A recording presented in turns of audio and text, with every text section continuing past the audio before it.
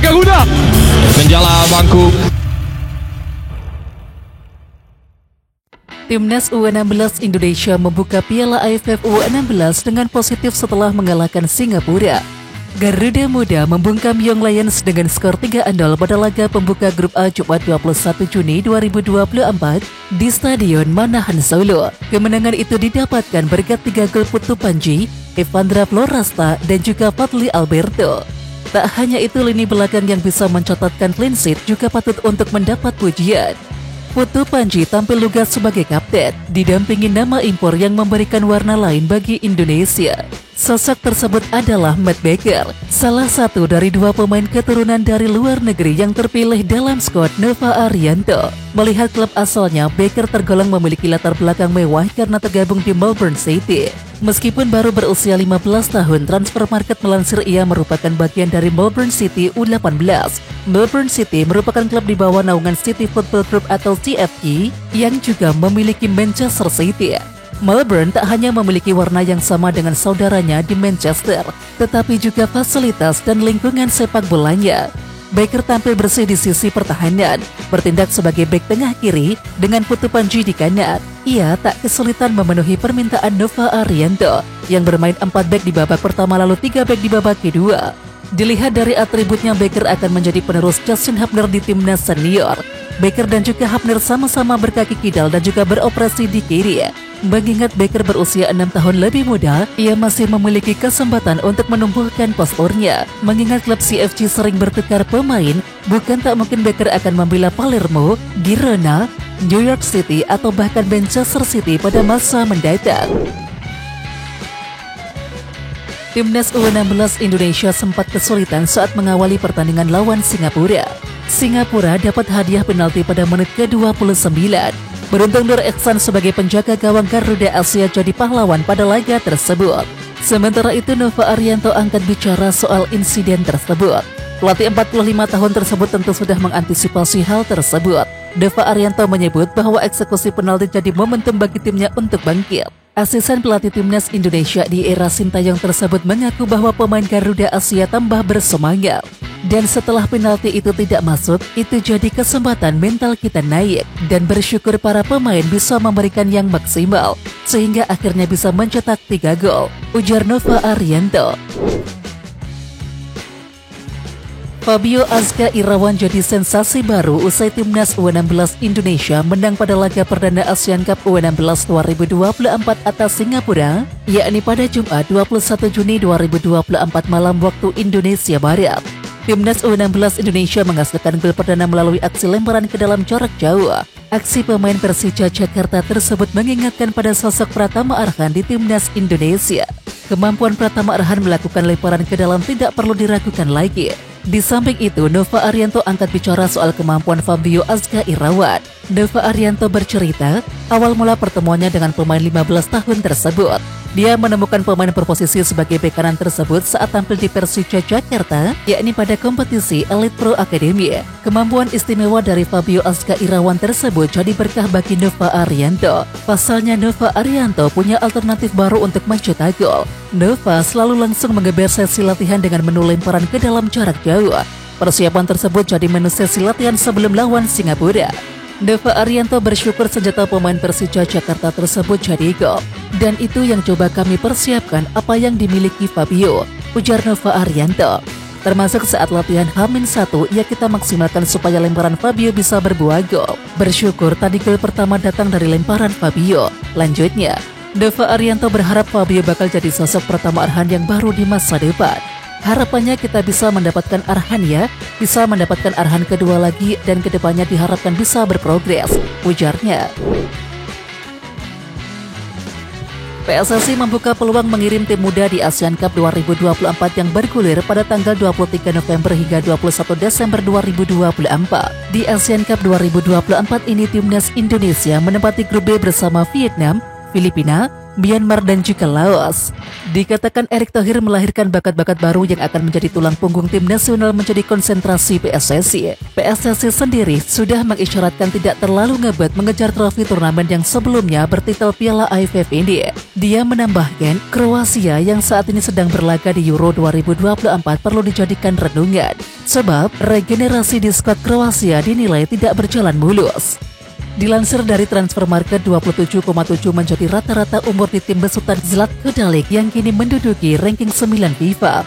Untuk sementara Kroasia menempati posisi juru kunci alias peringkat keempat klasemen grup B Euro 2024 dengan koleksi 1 poin dari 2 laga. Kita enggak mau juga terjebak ya, ini bukan ngomong besar. Ya coba tim Kroasia kan tua semua sekarang, kita bisa lihat udah mulai lambat. Ivan Perisic yang dulu di sayap kiri sekarang di bek kiri. Hal-hal ini ya kembali kalau negara sebesar Kroasia aja ada stagnanisasi apalagi Indonesia. Artinya ya kita mesti berani membongkar terus sampai bawah, ujarnya. Vietnam menang dengan skor sangat telak 15-0 atas Brunei Darussalam pada matchday pertama grup B Piala AFF U16 2024 di Stadion Sriwedari Solo Sabtu 22 Juni sore waktu Indonesia Barat. Vietnam sudah unggul 2-0 atas Brunei Darussalam saat pertandingan berjalan 22 menit. 2 gol pembuka Vietnam diborong oleh Nguyen Viet Loc. Brunei semakin terpuruk memasuki akhir babak pertama. Ini karena Vietnam mampu mencetak gol ke-6 melalui penalti Tran Kieu Gao yang membuat skor berubah jadi 6-0. Vietnam bisa mencetak gol penutup melalui Nguyen Loc pada masa injury time babak kedua yang membuat Brunei Darussalam harus menerima kenyataan bahwa gawang mereka kebobolan 15 gol di laga ini. Lemparan jarak jauh pemain timnas Indonesia U16 Fabio Azka Irawan yang berujung gol mengejutkan official Vietnam di Piala AFF U16 2024. Pemain jebolan Elite Pro Academy atau EPA Persija Jakarta itu mengambil ancang-ancang cukup jauh untuk memberikan tambahan kekuatan pada tangannya dalam melempar. Pada momen itulah salah satu official Vietnam yang berada di tribun nampak merekam proses lemparan Fabio yang berujung gol Mirza. Ia mengabadikan lemparan Fabio hingga bola disundul oleh Mirza melalui handphone. Beberapa saat kemudian official Vietnam tersebut nampak mencatat hal-hal yang dilihat olehnya. Ia didampingi oleh rekannya yang sama-sama menggunakan atribut Vietnam. Tak ayal momen official Vietnam memantau lemparan Fabio mengundang komentar warganet. Tak sedikit warganet yang menyebut Vietnam kagum dengan kemampuan yang dimiliki oleh pemain Indonesia. Hebat kata mereka, ujar salah satu warganet. Ya, sedangkan warganet lainnya mengaitkan dengan Pratama Arhan karena punya kemampuan lemparan jarak jauh. Netizen menganggap bahwa timnas Indonesia punya regenerasi pemain dengan keahlian serupa. Enggak junior, enggak senior, Indonesia punya lemparan berbahaya, tulis salah satu netizen. Di satu sisi, langkah Vietnam memantau timnas Indonesia U16 ditengarai sebagai persiapan kemungkinan pertemuan di fase gugur apabila kedua tim lolos dari babak penyisihan. Vietnam ada di grup B, sedangkan Indonesia di grup A Piala AFF U16 2024. The Golden Star bisa bertemu dengan Indonesia di semifinal jika skuad merah putih jadi runner-up terbaik, atau Vietnam bisa berjumpa Indonesia di perebutan tempat ketiga, bahkan bersua di final. Ini tergantung dengan pencapaian masing-masing tim di penyisihan Piala AFF U16 2024. Ketua Umum PSSI Erick Thohir meminta para pemain timnas U16 Indonesia tetap solid selama turnamen Asian Cup U16 2024. Tim yang berjuluk Garuda Asia tersebut kini memimpin klasemen sementara grup A dengan catatan 3 poin. Timnas U16 Indonesia ditempel ketat oleh Laos yang memperoleh kemenangan dengan skor serupa pada laga pembuka. Beberapa jam sebelum Garuda Asia tampil, Laos menang 3-0 saat jumpa Filipina. Erick Thohir memberikan pesan-pesannya kepada para pemain timnas U16 Indonesia. Erick Thohir meminta para pemain untuk beristirahat dengan cukup. Kenapa tidak bisa tidur? Siapa yang tidak bisa tidur tadi? Janganlah, masa tidak bisa tidur? Tidur-tidur saja, ujar Erick Thohir. Harus cukup istirahat. Lanjutnya, ya, orang nomor 1 di PSSI tersebut meminta para pemain timnas U16 Indonesia bisa menikmati permainan. Selain itu, Erick Thohir meminta para pemain timnas U16 solid selama turnamen Asian Cup U16 2024. Tidak boleh salah-salahan di lapangan, ujar Erick Thohir. Kita harus berani tumbuh bersama, jatuh bersama, ujarnya. Usai menang atas Singapura, timnas U16 Indonesia tentang berpuas diri. Timnas U16 harus bersiap hadapi ujian berikutnya pada tanggal 24 Juni 2024 mendatang. Anak asuh Nova Arianto bakal menghadapi Filipina. Pada laga sebelumnya Filipina dipermak oleh Laos dengan skor 0-3. Kemudian laga tersebut bakal digelar di Stadion Manahan, Surakarta. Pelatih timnas Indonesia Sintayong atau STY masuk ke dalam bursa kepelatihan Korea Selatan berikutnya. Kekosongan juru taktik tim berjulukan Kesatria Teguk itu menjadi penyebabnya. Dalam laporan Wikitri yang mengutip kolom jurnalis Korea Kim Tae-sok, situasi tersebut membuat nama Sintayong kembali masuk ke dalam kandidat pelatih Korea Selatan berikutnya. Sebab di saat yang bersamaan, Sintayong belum menandatangani kontrak baru bersama PSSI.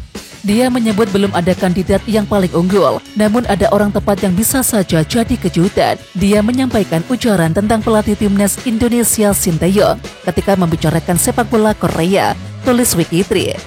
Saat ini negosiasi perpanjangan kontrak antara Sintayong dan Indonesia berjalan lambat.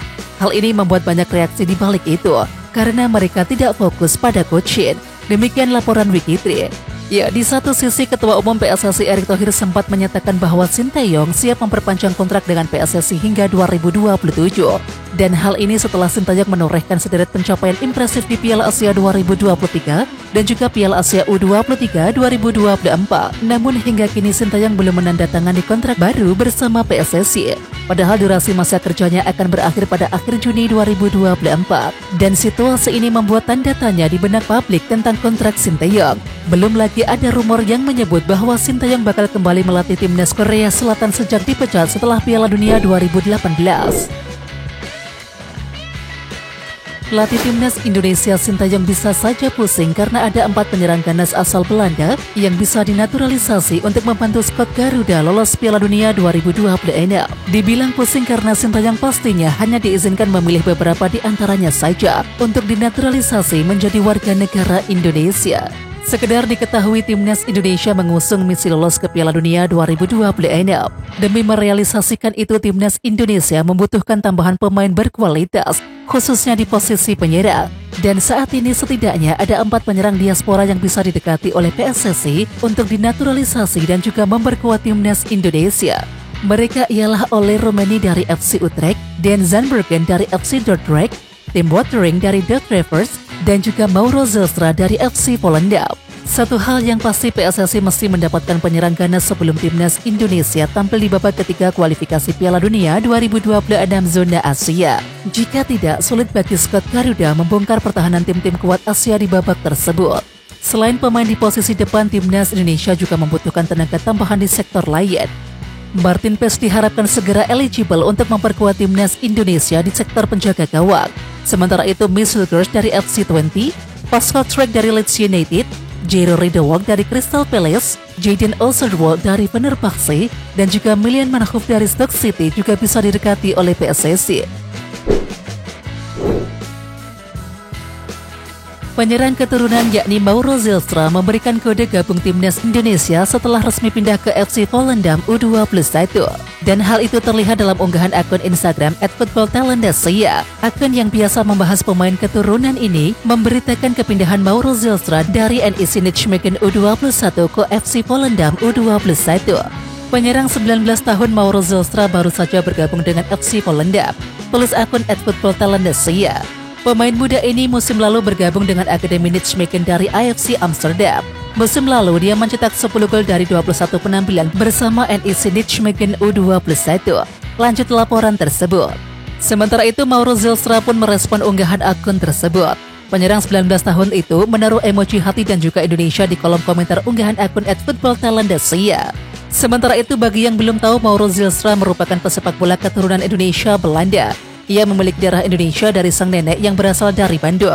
Baru berusia 19 tahun dan genap 20 tahun pada 9 September 2024 mendatang. Di samping itu, tenaga Mauro Zelstra bisa saja diandalkan untuk timnas Indonesia U23 maupun senior. Lantas kenapa Mauro Zelstra tidak diproyeksikan memperkuat timnas Indonesia U20 jika nantinya didekati oleh PSSI? Ya, secara usia Mauro Zelstra sudah tak memenuhi syarat memperkuat timnas Indonesia U20. Sebab pemain yang turun untuk memperkuat timnas Indonesia U20 di kualifikasi Piala Asia U20 2025 maupun Piala Dunia U20 2025 merupakan pesepak bola maksimal kelahiran 1 Januari 2005.